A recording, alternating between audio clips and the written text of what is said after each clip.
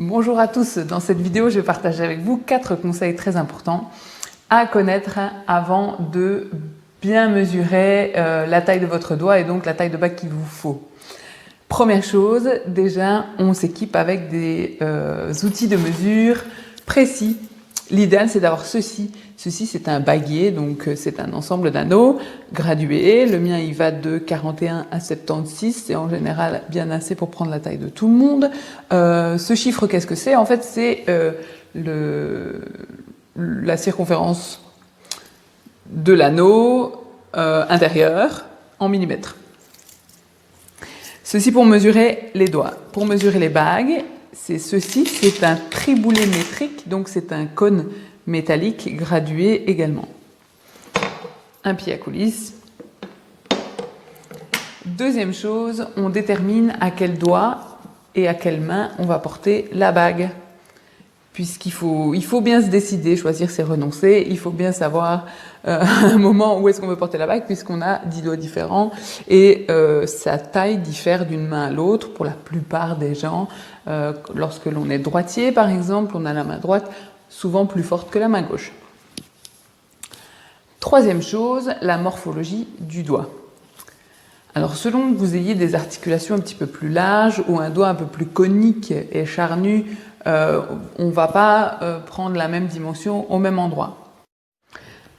Revoici notre baguier, une main à mesurer, une grande main à mesurer. Alors moi typiquement j'ai les articulations plutôt larges, une main assez osseuse.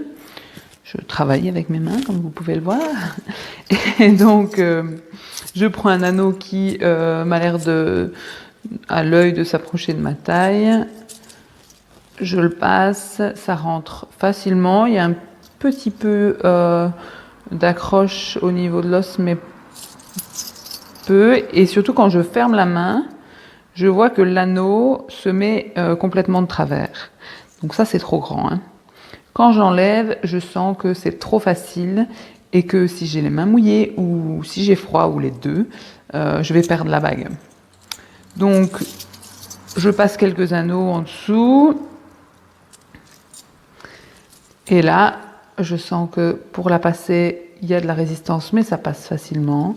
Une fois passé, quand je ferme la main, l'anneau reste droit. Et surtout pour l'enlever, il y a de la résistance, mais je la passe sans problème. Alors si vous n'avez pas comme moi des articulations plutôt larges, mais des doigts plutôt coniques, plutôt charnus, il faut davantage que la bague s'ancre et accroche un petit peu à la base du doigt, puisque l'articulation ne retiendra pas le bijou, la bague.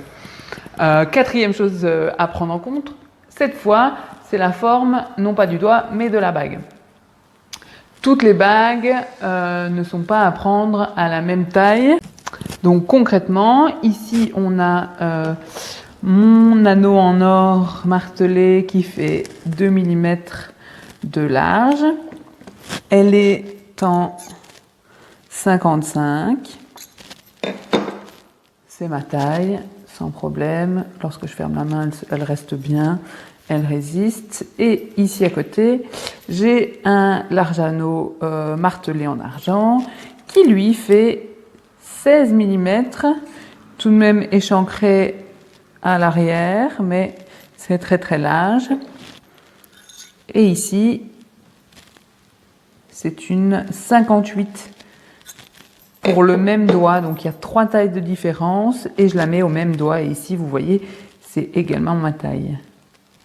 Il faut prendre en compte la largeur du corps mais aussi le fait qu'il y ait ou non une tête de bague, donc un élément au-dessus de la bague qui pourrait être plus lourd que le reste et si la bague n'est pas suffisamment ajustée, ça va tourner et ça va être inconfortable. Les bagues aussi avec un creux dans la tête ou dans le corps qui sont évidées, elles sont plus faciles à passer que le bandeau que je viens de vous montrer qui est en contact tout le long du corps, est en contact avec le doigt. C'est pour ça qu'il faut 3 tailles de différence entre mon anneau en or et le bandeau plat. Voilà, j'espère que ça vous plaît d'apprendre des choses sur comment choisir une taille de bague et si vous avez des idées de sujets de vidéos, n'hésitez pas à m'en faire part. À très bientôt. Merci.